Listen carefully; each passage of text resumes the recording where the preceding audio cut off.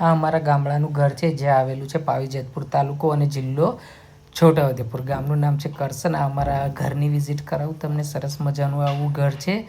આગળનો વ્યૂ ને પાછળનો વ્યૂ, ફૂલ વ્યૂ તમને બતાવું છું. તો ઘર કેવું લાગ્યું તે અમને કોમેન્ટમાં જણાવજો, અને તમારું ઘર કેવું છે તે પણ અમને કોમેન્ટમાં. અમારા ગામડાનું ઘર છે. આ અમારું સરસ મજાનું ટ્રેક્ટર છે સ્વરાજ. આ અમારું ફળિયું છે. અમારું ગામ આવેલું છે પાવી જેતપુર તાલુકો, જિલ્લો છોટાઉદેપુર. ગામનું નામ છે કરસન ગામ. આ અમારું ઘર છે. આ સરસ મજાનો બાકડો છે બહાર. આ નાનો રૂમ છે. પછી અંદર આવીએ તો એક નાનો હોલ રૂમ આવે છે.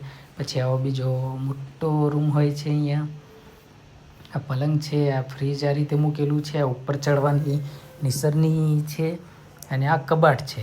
આવું ઘર છે અમારું. આ જોઈએ તો આ પાછળનો રૂમ છે, એટલે કે આ રસોડું છે. આ કિચન પણ સરસ મજાનું અમારે ગામડે બનાવ્યું છે અમે. તો આ કિચન છે અમારું.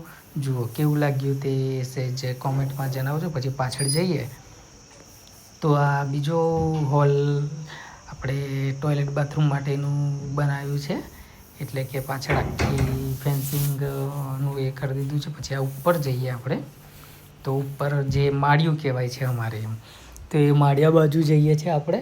આ ઉપર પતરા લગાવ્યા છે, અને ઉપર આ રીતે નાની બારી હોય છે જ્યાંથી હવા ઉજાસ આવતો રહે છે. આ રીતે પતરા મારેલા છે, અને આ રીતે અમારું ઉપરનું માળિયું છે, ને આ રીતે બધો સામાન મૂકે છે. તો અમારા ઘર કેવું લાગ્યું તે કોમેન્ટમાં જણાવજો. આ હવે આપણે ઘરની પાછળના ભાગમાં આવી ગયા છે. આ ઘરનો વાળો છે. અહીંયા મોટું એક વાળો છે, એટલે કે ખેતર જ હોય નાનું.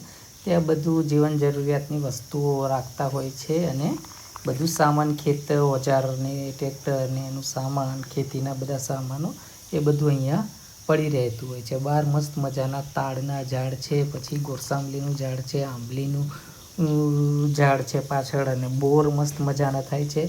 આવું સરસ મજાનું ઘર છે અમારું. ઉપર ધાબુ છે, આગળ ધાબુ છે, ને વચ્ચે જે 3 રૂમ છે ત્યાં પતરા છે. આ ગોરસાંબલીનું ઝાડ છે સરસ મજાનું. પછી આ બીજું કંઈક ઝાડ છે, એનું નામ મને નથી યાદ. તો આ પ્રમાણે અમારું ગામડું છે.